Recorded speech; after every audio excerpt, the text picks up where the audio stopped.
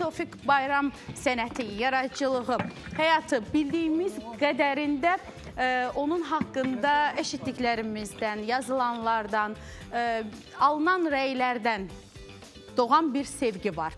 Nə qədər tanıyırıq, nə qədər bilirik, nə qədər ən xırda detallarına qədər Azərbaycan yazarına və belə sərvət buraxan ölkə üçün, Azərbaycan ədəbiyyatı üçün belə sərvət buraxan bir Azərbaycan yazarını tanıyırıq.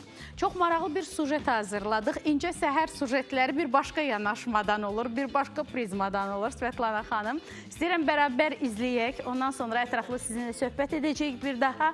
Buyurun, Aynur xanım, sujetimizi təqdim edək.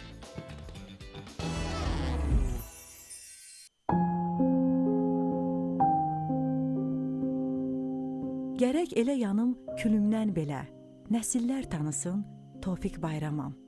Bugün əməkdar incəsənət xadimi, Tofiq Bayram poeziyasının sehrində itib, onun qələmə aldığı şeirlərin hər misrasında bəzən xəyala dalıb, bəzən isə özümüzü tapacağıq.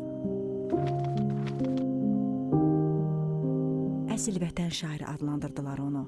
Saçının telindən tutmuş, iliyinə qədər Türk oğlu, Türk idi Tofiq Bayram. Vətən mənim bugünüm, sabahki toy düyünüm, haqqım var ki öyünüm, Azərbaycan deyəndə. 56 illik ömrünə çox böyük bir poeziya sığdırmışdı görkəmli şair. Yazdığı bütün mövzuları misralarında elə gözəl, dilə yatımlı ifadə edirdi ki Tofiq Bayram. Bu da onu bir başqa sevdirirdi insanlara.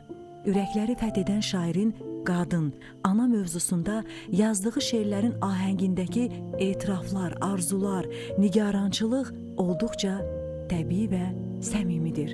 Zarafatçıl, hazır cavab, dost canlı, ən əsası da vətənini, xalqını sevən əbədi yaşar şair.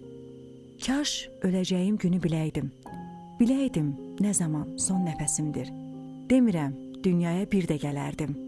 Bir dəfə gəlmişəm, elə bəsimdir, deyən Tofiq Bayram hər kəsi kövrərdib, qəlbinin sarı simnə toxunsa da, elə bu həssas qəlblərdə də hər zaman yaşayacaq.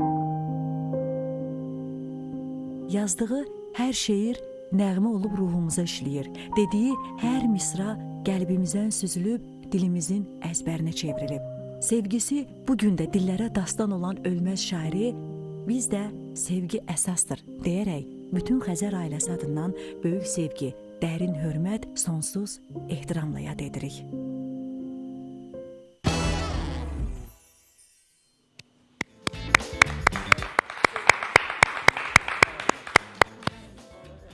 Çox təşəkkür edirik. Aynur xanım, çox minnətdaram və bütün heyətimizə, bütün komandamıza.